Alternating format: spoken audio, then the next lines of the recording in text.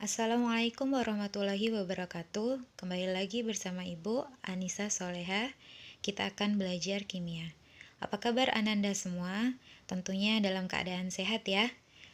Semoga tetap semangat untuk memulai pembelajaran kita pada kali ini. Adapun tujuan pembelajaran yang harus dicapai yaitu diharapkan Ananda semua dapat menganalisis pasangan unsur yang dapat berikatan ion berdasarkan kecenderungannya menangkap dan melepaskan elektron. Kemudian, menganalisis pasangan unsur yang dapat berikatan ion berdasarkan sifat logam dan non-logam. Kemudian, menggambarkan proses pembentukan ikatan ion menggunakan lambang Lewis, lalu menyimpulkan pengertian ikatan ion, dan menyajikan data sifat beberapa senyawa ion. Perhatikan gambar berikut ini. Ada yang tahu ini gambar apa? Ya, benar sekali. Ini adalah gambar garam dapur. Ada yang tahu rumus kimia dari garam dapur? Iya, tepat sekali ya.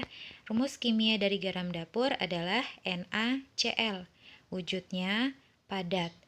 Titik didihnya sangat tinggi sekali, yaitu 1465 derajat Celcius.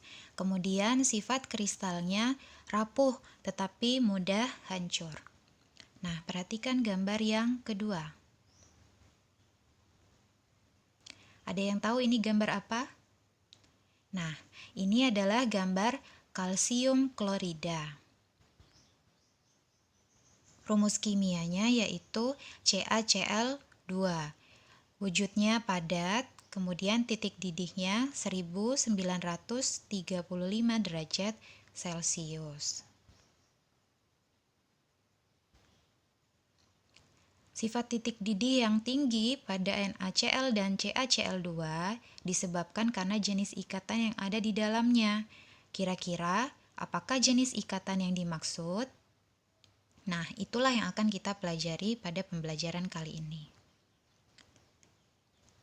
Ya, ikatan yang terjadi dalam senyawa NaCl dan CaCl2 adalah ikatan ion.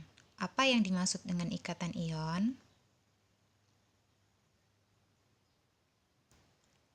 Ya, ikatan ion itu ikatan yang terjadi karena adanya serah terima elektron. Artinya, ada unsur yang melepaskan elektron, ada pula yang menangkap elektron. Unsur yang melepaskan elektron itu biasanya unsur-unsur logam, sementara yang menangkap elektron itu biasanya unsur-unsur non-logam. Nah, unsur logam yang dimaksud di sini yaitu golongan 1A kecuali hidrogen, kemudian golongan 2A kecuali berilium dan kemudian aluminium. Sedangkan unsur non-logam yaitu golongan 6A dan 7A.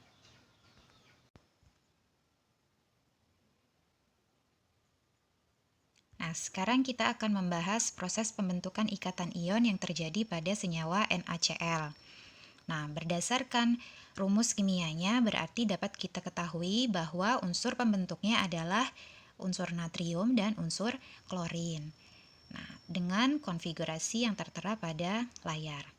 Dari situ kita ketahui bahwa elektron valensi natrium itu adalah 1, sehingga untuk memenuhi kaidah oktet akan cenderung melepaskan 1 elektron valensinya. Sementara atom Cl memiliki elektron valensi 7. Untuk memenuhi kaidah oktet, maka atom Cl akan cenderung menangkap elektron. Nah, atom Na ini cenderung melepaskan elektron, maka dapat diketahui pula bahwa sifatnya kemungkinan adalah unsur logam. Kemudian Cl itu cenderung menangkap elektron, maka dapat kita ketahui bahwa sifatnya akan cenderung memiliki sifat non-logam. Nah, inilah yang menyebabkan mengapa atom Na dan atom Cl ketika berinteraksi membentuk senyawa yang berikatan ion. Nah, atom Na yang cenderung melepaskan 1 elektron tadi akan membentuk ion positif. Sementara atom Cl cenderung membentuk ion negatif karena menangkap satu elektron. Kemudian berinteraksi, kemudian membentuk senyawa NaCl.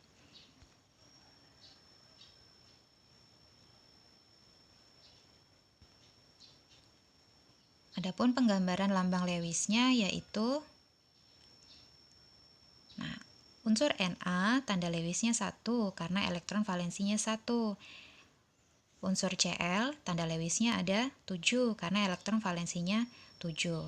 Nah, elektron valensi yang ada di Na tadi dilepaskan sehingga Na membentuk ion positif.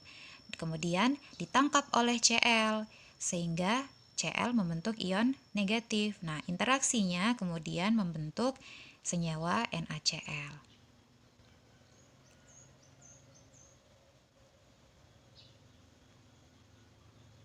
Selanjutnya, pembentukan ikatan ion yang terjadi pada senyawa CaCl2, yaitu dapat kita ketahui bahwa berarti unsur penyusunnya adalah unsur Ca dan unsur Cl.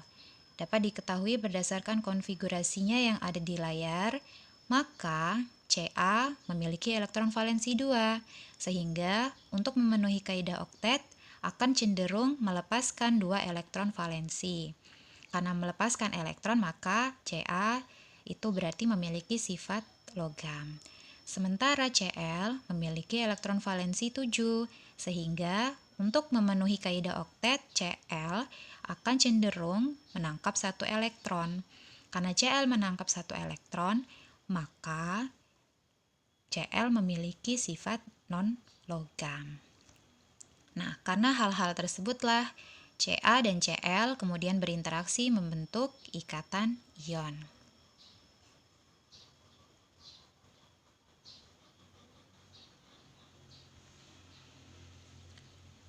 Ca akan cenderung melepaskan 2 elektron, membentuk ion positif, Ca2+. Kemudian Cl menangkap 1 elektron, membentuk ion negatif. Nah, jumlah positif dengan jumlah negatif muatannya itu tidak sama, sehingga harus kita samakan dulu, seperti tertera pada layar. Sehingga kita membutuhkan 2 ion Cl negatif. Itulah yang menyebabkan rumus kimianya menjadi CaCl2.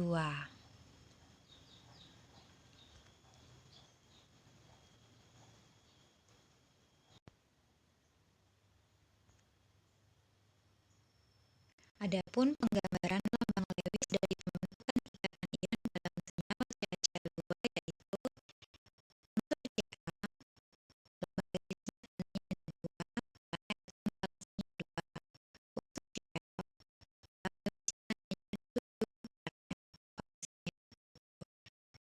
Untuk Cl, cenderung melepaskan 2 elektron valensinya membentuk ion positif.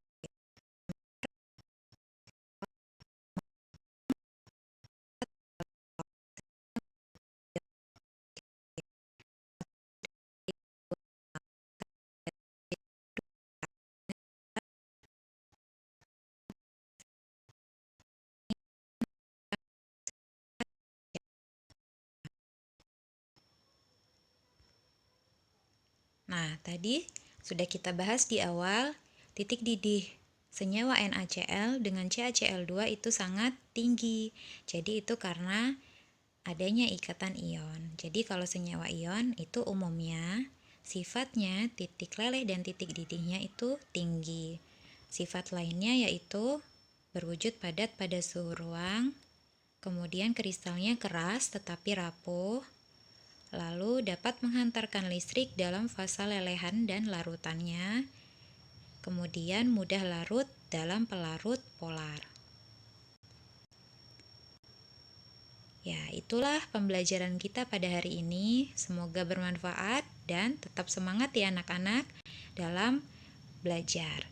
Sampai jumpa pada pembelajaran berikutnya. Ibu akhiri, wassalamualaikum warahmatullahi wabarakatuh.